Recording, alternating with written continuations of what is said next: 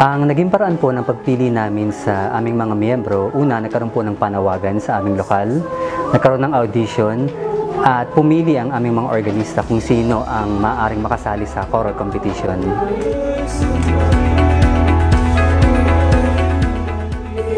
Habang nagsasanay po kami, ay nagkaroon pa rin ng pagkasaayos ng mga boses base sa requirements pa rin ng aming choir conductor.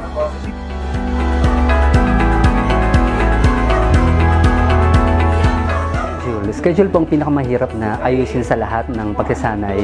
Una, manggagaling sila sa iba-ibang trabaho, iba-ibang tahanan, kaya't nahirapan po kami na isagawa ang iisang schedule lamang.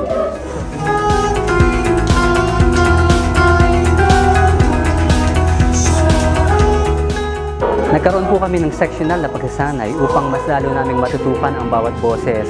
Bawat boses po ay ibang organista ang tumutok sa aming pagsasanay upang mas lalo mapaghandaan ito.